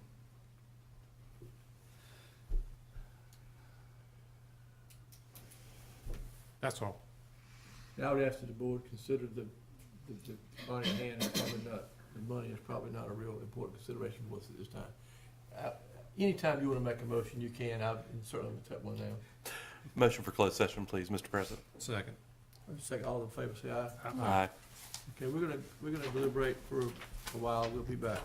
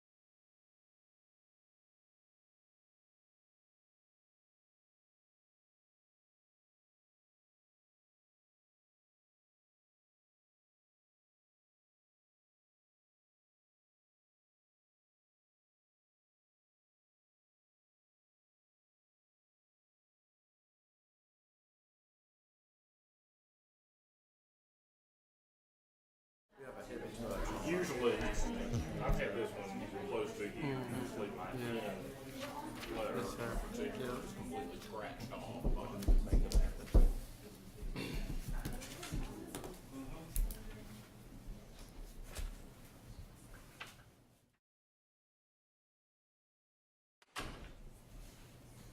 Okay, let's consider ourselves back in session and ask at this time for a motion to move back. Motion, all, second? Second. All in favor, say aye. Aye. Now back in open session. This was a tough situation. I hate that you're in that situation. You've really paid a severe penalty yourself for never being a pharmacist manager again and stuff you've given up, and we took that into consideration. We looked at the whole situation here, and a lot of conversation in the board about this thing, and we appreciate the comments and leadership from the board staff and investigator, your job here. We made a decision in regards to this request to reinstate, that we're gonna not reinstate you at the date you requested. We're gonna offer you reinstatement January the 1st, 2018, which will be after December 31st, 2017 at the current place.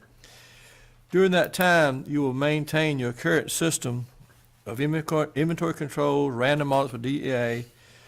We'll add random audits and inspections by the board staff on a basis determined by board staff and investigation.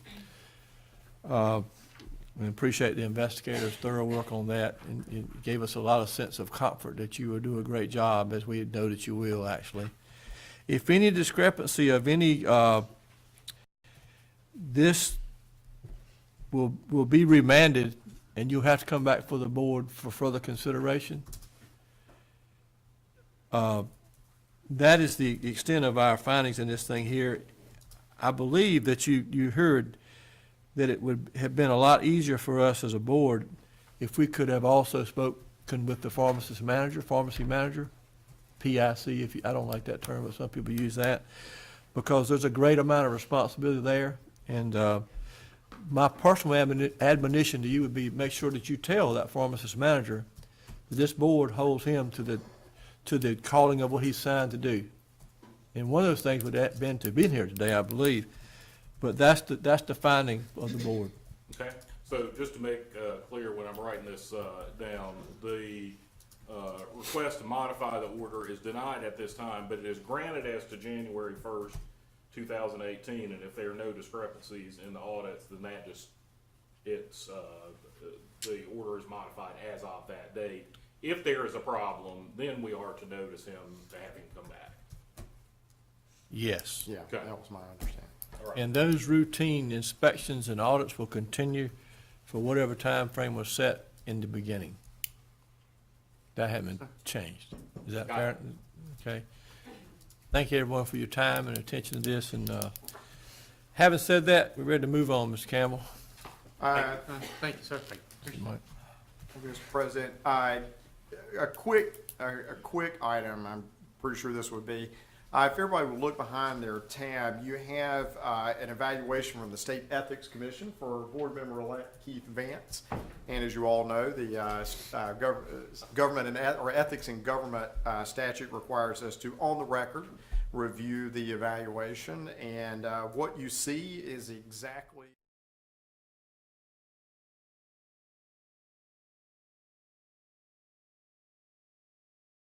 the Ethics Commission identified no actual conflict of interest with Dr. Vance's eventual service on the board, but did find a potential conflict of interest, which is the same potential conflict of interest that each of you, except for Robert, has as practitioners of the profession that you regulate. And so it contains the usual reminders to avoid actual conflicts of interest.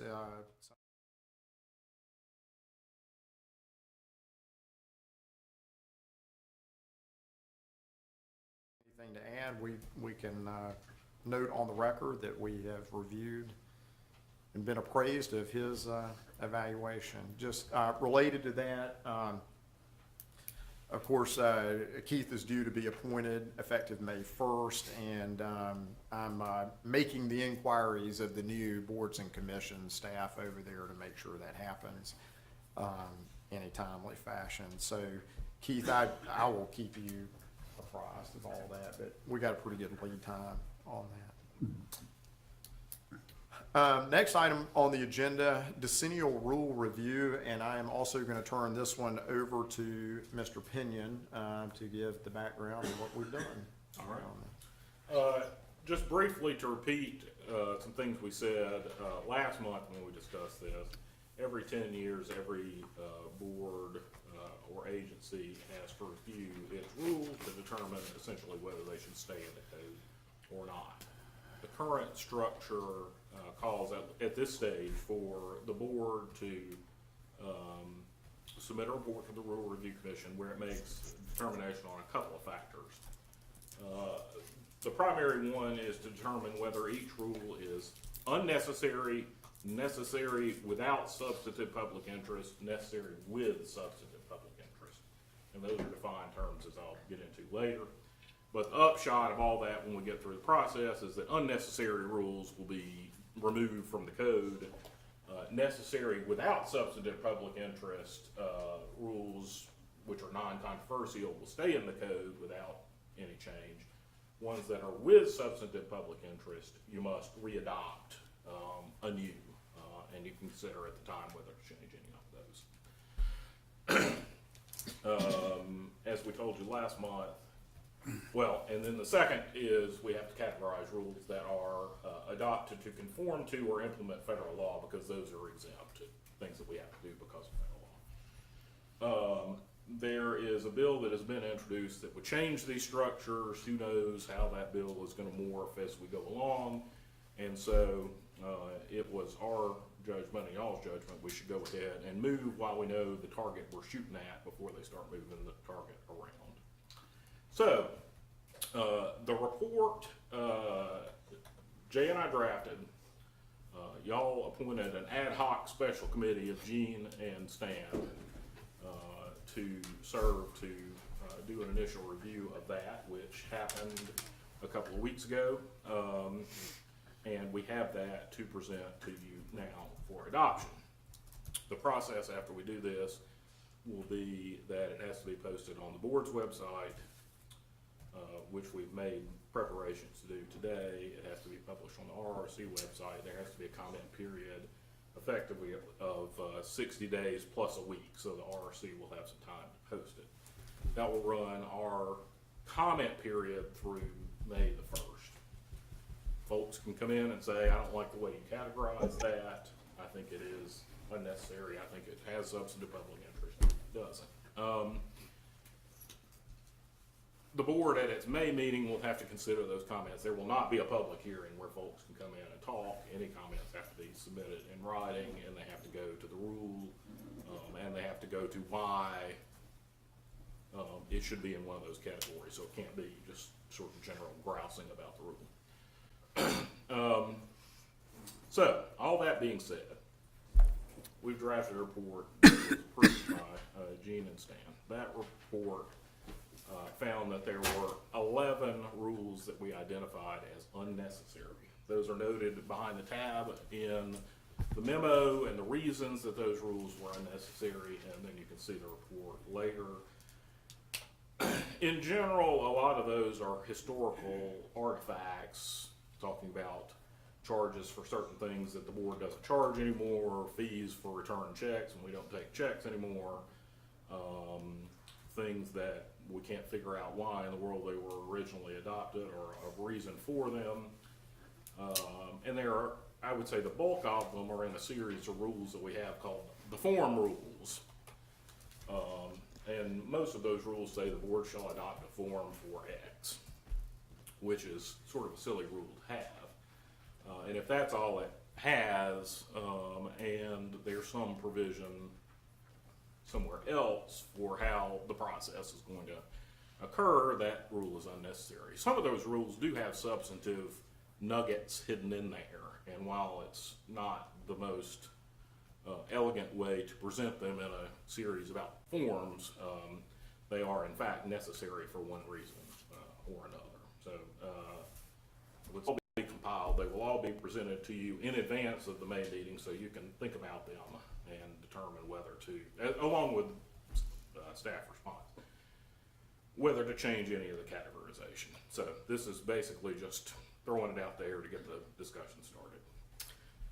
And so remember this about these categorizations. None of these are categorizations that would restrain any of, for any rule that right now we're designating as necessary without substantive public interest. That doesn't mean that if this board, Submission of this report up to try to fix the target, but the day for the RRC to review this report is still June 2018. Now, we could petition to have that moved up and probably will say to them at some point, we've already done this, you might as well work it in when you have time. But as Jay said, I can guarantee you, based on the board's past practice, to amend, repeal, change some of these rules between now and June 2018, and it doesn't stop us from doing any of that. The second thing, I failed to address the second category, which is what rules were adopted to conform with federal requirements. We could identify only two. The patient counseling rule was in response to a 1990 federal act, and of course the compounding rule was substantially amended to conform with the Drug Safety and Quality Act, and those are really the only two. There are a number that track federal requirements or cover the same subject as federal requirements, but none of them were we required to adopt in order to implement federal law other than those two. So those are highlighted on the report. We are available for any questions about any of this,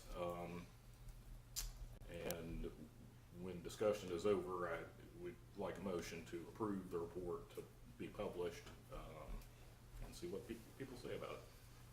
Comments, questions? I can tell you all that Clint amazes me with his knowledge, and Jay also, but Clint to do it was the together, one who was on this one. and really, I appreciate your knowledge and your way you apply it. Only a few things I know as I get older, but I've become more certain about those things. No comments. Do I have a motion? We approve it? Motion. Stand second from Robert. All in favor, say aye. Aye. That's passed unanimous. Thank you. We appreciate the work on that. It was easy for Stan and I. well, let me tell you this about Clint, because he won't tell this about himself. We went over to a rulemaking training that RRC has periodically, and it's very clear that the RRC staff respects Clint's work very, very much. And to say that the manner of our interactions with the RRC now as opposed to, say, 10, 15 years ago is night and day, and Clint is the reason for that. So we're lucky to have him over there. So kudos to you, brother. Appreciate the work. Thank you.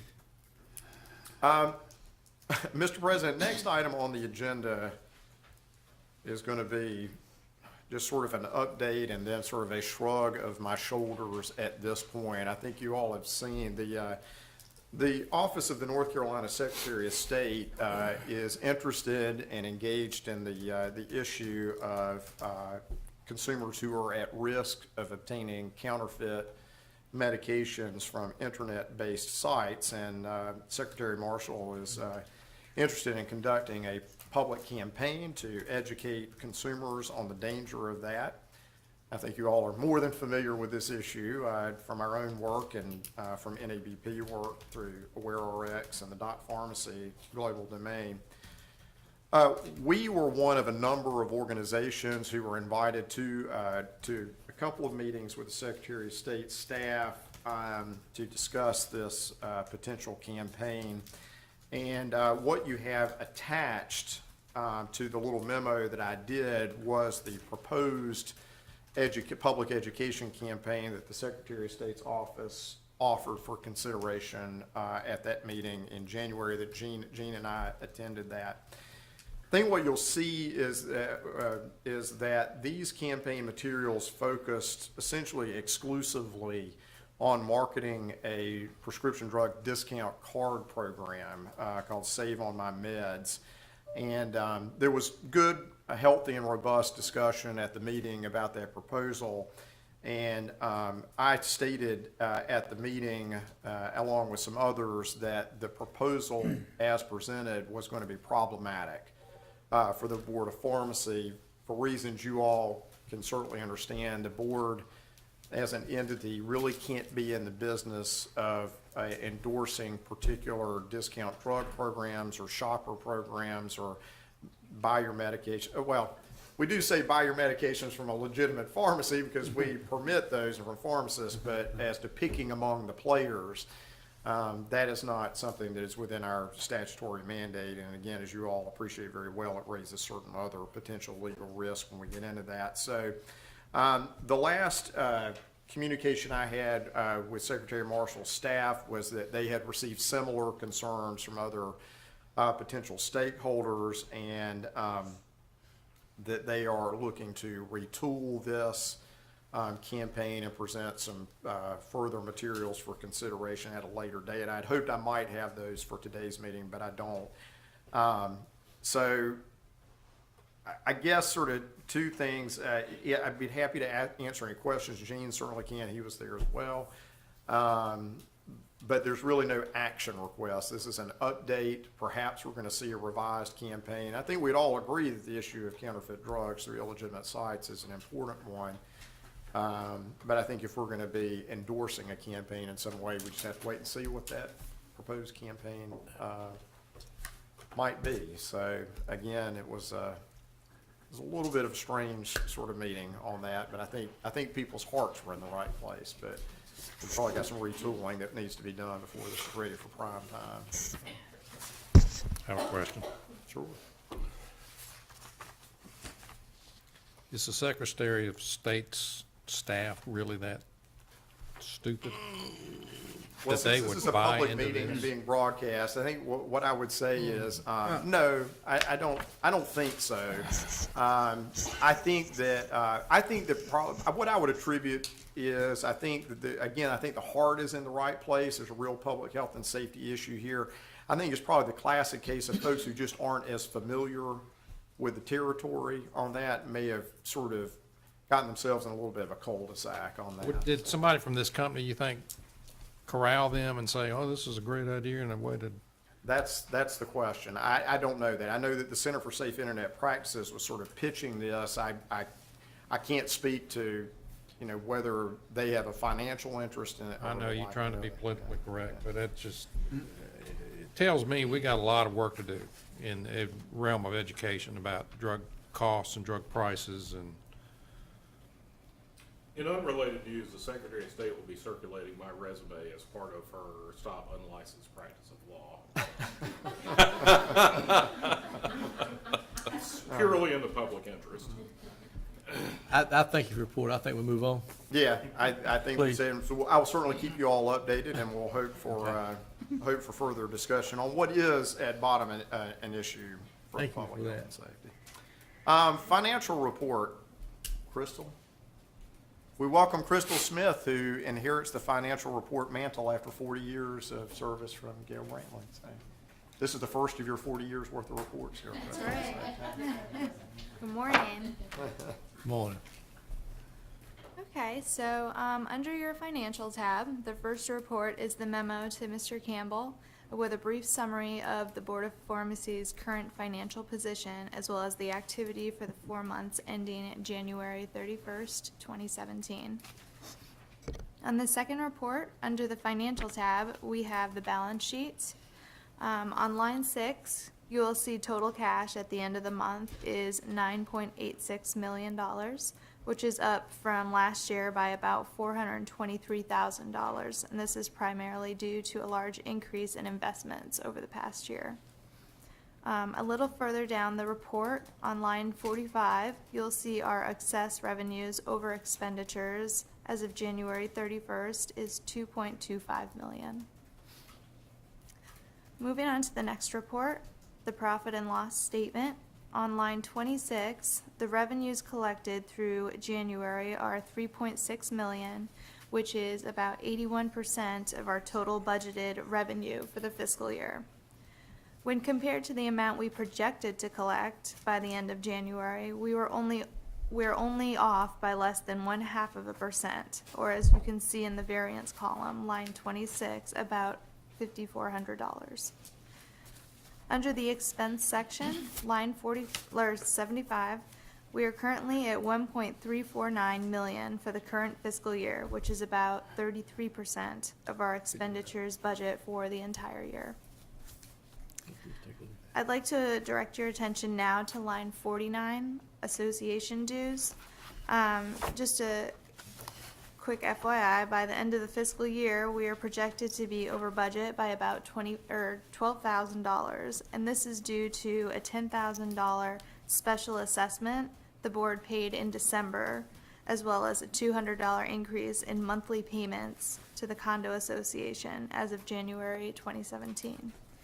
And the assessment and the increased payments will serve to build up our reserves in order to pay for necessary repairs, such as patching up potholes in the parking lot and replacing the stairs in the back of the building.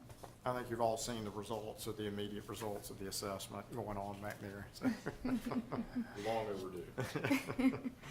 So yeah, overall, I believe we are on track with the year-to-date budget. As you will see on line 75, the $11,800 that we are under on expenditures more than offsets the small amount that we are under in regards to revenues. So, do we have any questions? Thank you. We do have one item I need the board's approval for. Now that Rhonda has moved into the position, into the director's position, I'd like to ask this board to authorize Rhonda as someone who is authorized to issue and sign checks on behalf of the board. Of course, Gail had that authority, and Ron has, and I have it, and Kristen has it, and I think that's the limitation here, but Need a motion to approve? Make a Sam? mo- Second. All those in favor say aye. Aye. All opposed, no. Give you the green light. thanks very much. Anything else, the Crystal, that we need to talk about or I left out? Thank you. How's your job suiting you? I'm sorry? How you liking your job? Oh, I love it. Good. And to brag on Crystal a little bit too, I think you all recall after we had the presentation of the auditor's report back in January, we've always gotten a weakness finding, which we always get about small organizations that don't have someone on staff who's specifically expert in government accounting standards or GASB standards. And Crystal has already identified classes and will be moving forward on training to become expert in GASB standards, which will probably make her one of a very small universe of people in the state who are experts in GASB standards. And appreciate you doing that, Crystal, and Great. that redounds to the board's benefit. Will you be in the Great support. Gatsby Club? That's right. It'd be a great guest. Thank you. Thank you. Joshy? You up?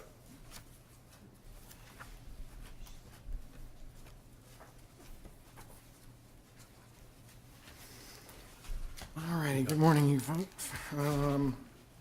Let me start out by echoing again the great work that Liz Collier did on that case for Health Innovations and her professionalism, you know, dealing with the pharmacists there and the staff. So I just wanted to put that on record as well. Can I ask you while you're talking about that? Yes, sir. Maybe it should be directed to you, but y'all will work out some semblance of a random audit with that one we just talked about? Okay, thank you. Yeah. Liz and I were already back there talking about Okay. that. So, under the tabs for the stats for investigations, we're just at 35 cases for the year so far. Procedural legals in the front, followed by diversion, and then errors, omissions, and then inspection follow-ups, and we've only had to deal with one incident report. For surrenders, or voluntary surrenders, we're just at 5 as well.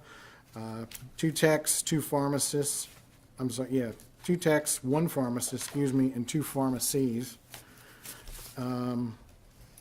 Any questions about the stats? Bruce Evans. Also, let me say that we finally did make a hire for the northwestern part of the state. She'll be starting March 1st. Her name is Megan Bissell. We were very impressed with her resume and her interview, so I'm really guessing that she will make a good addition to the team.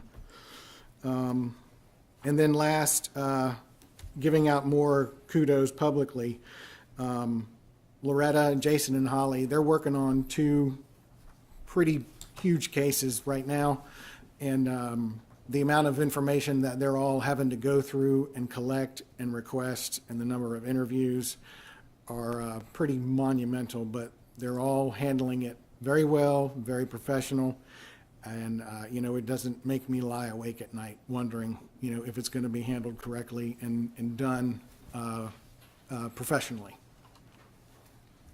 And Loretta's doing all this down one member of her team, so Chase Right. Bissell will be coming in starting Yeah. March 1st to build that up, but Josh, your investigators are out there working hard.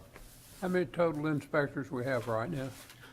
Well, now that we have the hire, we have, we're back to 11. 11 in the field. Yes, sir. Okay. Two, and remember how it works, Dan, so there are 5 geographical regions, and in each region, there's one person who does primarily inspections, one person who does primarily investigations, and then Ken Wilkins is sort of our floater, And Josh would be 12 as far as and the... Crystal. Yeah, that's right, and Chris, so we got 13 in the whole Yeah, section. 13 in the That- department. And then Cindy Fairham is the one who makes sure that all those pieces move in roughly the same direction and on goal, so she does a magnificent job managing that. That ought to please the news and observer then. Thank you, sir. All right. Thanks, Josh. 2 quick things for NABP. We haven't gotten the official request yet, but it's going to be coming between now and our next meeting. Have y'all thought about who's going to be going to the meeting, the annual meeting in May? And we need to go ahead and identify who our voting delegate and alternate delegate would be. And then, as you all know, NABP has a travel grant program, so whoever our voting delegate is, I'll put in the paperwork for the travel grant. I'm gonna go. Who else is gonna go? I'm going. Oh, it's awesome. I think, Carol, you going? Cindy's going too, so we're going to have. We have a crowd. Yeah, that's great. So however you want to do it. I mean, Gene, you're the president, so it's your prerogative if you want to be the voting delegate. Should I be the vote? Yes, I would Okay. recommend that if the whole board's in there, you be. Is that okay with the rest of the board? Yeah. It's great. For those of you, I think everybody up here, except Andy, but this will be, Keith, you know, that the voting on these issues, Gene handles it very well. It's a very collaborative sort of get together and talk about what our position is going to be. So I'll designate you on that, Gina, and I will, when the paperwork comes, I'll apply for your travel grant. Thank you. On that. Second, just a reminder, the grant availability for the APHA Institute, formerly known as the Utah School. There's a travel grant that's open until March 1st. I know Mr. Mixon has indicated an interest in going. He's the only one I've heard from, so I would assume that if it's okay with you, Bill, that you would attend.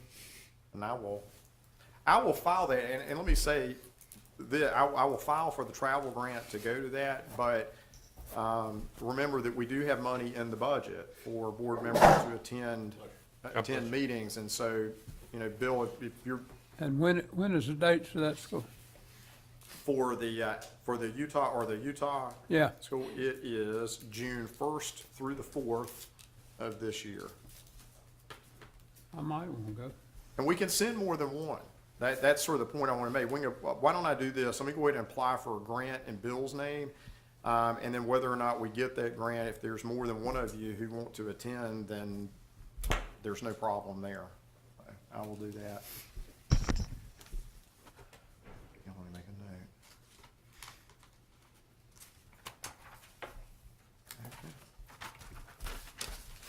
note. Thank y'all for supporting me to go out there. Absolutely. I think it'd be a great thing for us to have at least one person on the board go be a part of this. It certainly bears directly on what you do as a board member.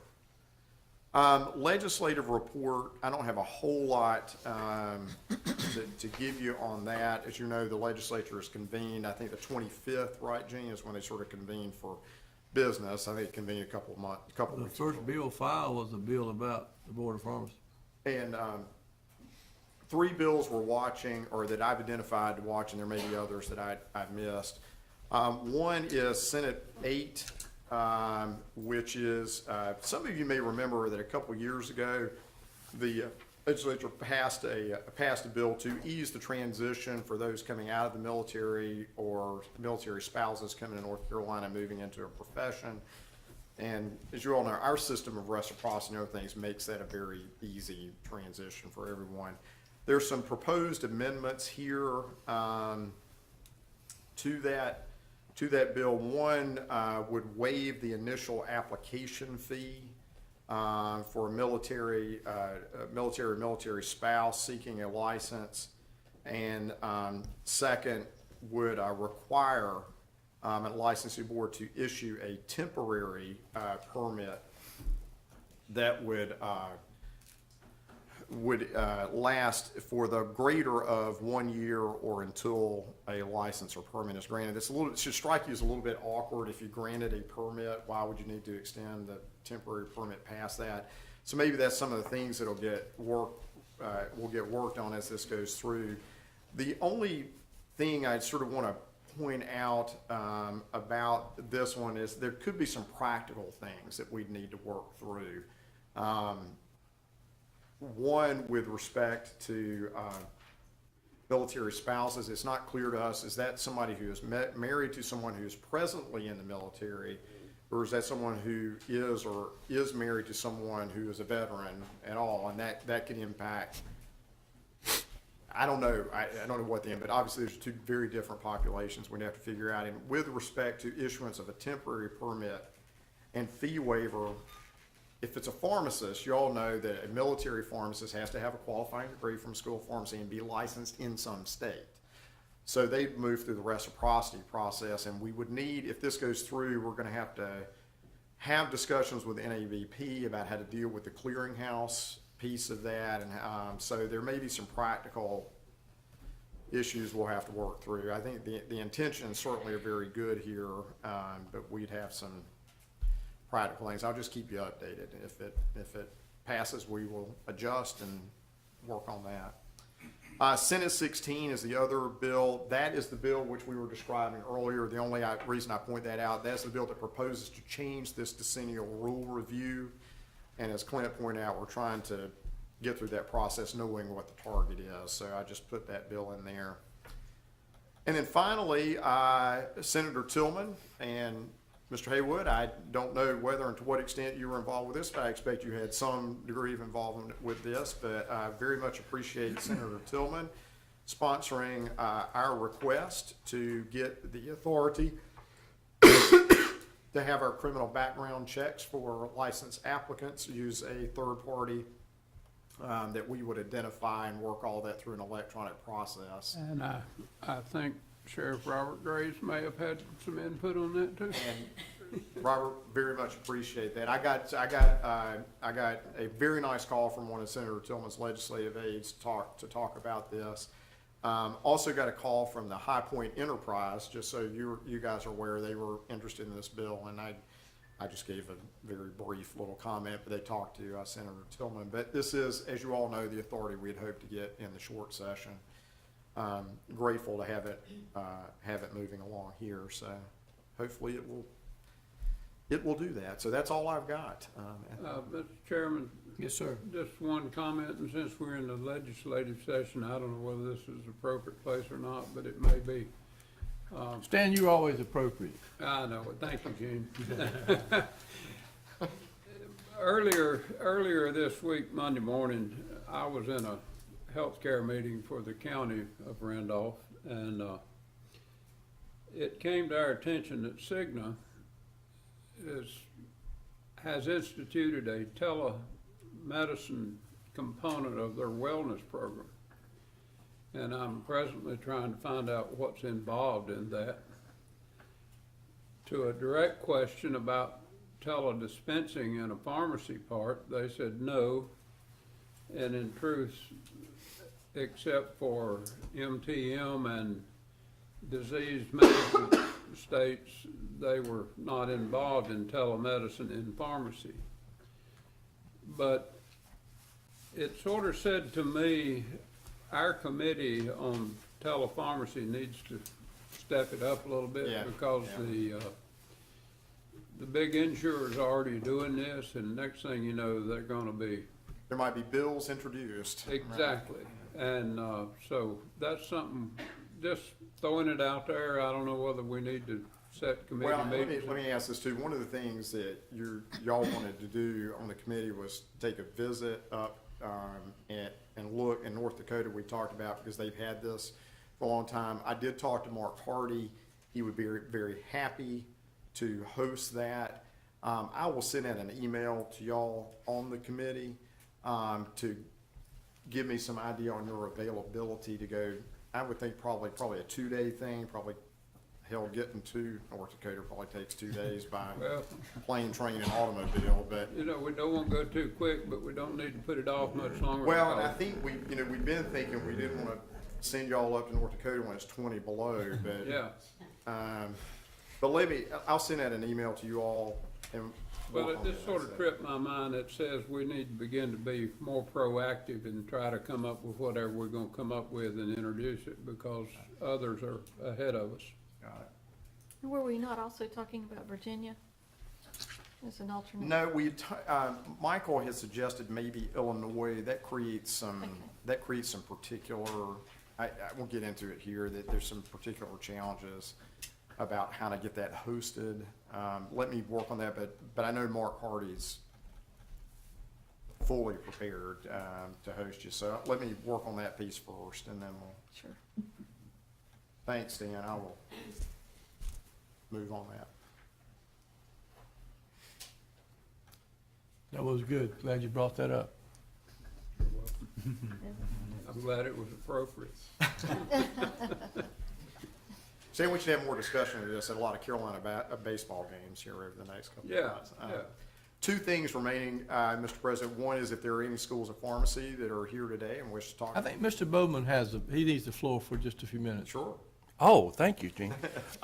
If we've ever thought about, or you've ever wondered who might be out there watching these board meetings on our video, we do have a young lady in Virginia today that's watching from Roanoke, Virginia. She's my mother, Imogene Bowman. She is 74 years old today. Happy birthday. I make a motion that we say happy birthday to Grandma Bowman from Happy birthday. Bowman, woo! Thank you for joining us. I don't know if there's anybody from the schools that are here. Of course, Andy's always Well, here. he's from the for one. schools, that covered that one. Yeah, that's right. And, Yeah, Cam- I And guess then we have our consent agenda. at this time, we'll, ask you to consider the consent agenda. Can I say one thing about the consent agenda, just Yes, so sir. everybody has a chance? One of the items on the consent agenda is a proposed consent order regarding pharmacist Edward Leak. That was heard at a pre-hearing conference yesterday. Carol, thank you very much for your time and attention to that case. And this is proposed order placing conditions essentially on Mr. Leak's license. Carol and I certainly be happy to answer any information, but the sort of the bullet is, this was a pharmacist who had developed a substance use disorder, stopped practicing, and I think the evidence showed he has done all the things that he needs to do to be deemed safe to resume practice under a few conditions. So, again, I know that's late breaking. I apologize for that, but happy to answer any more questions. So this was a rinse. It was not a Wow. reinstatement. He never actually surrendered his license. He was represented by Attorney Jim Wilson, who I think all of you know.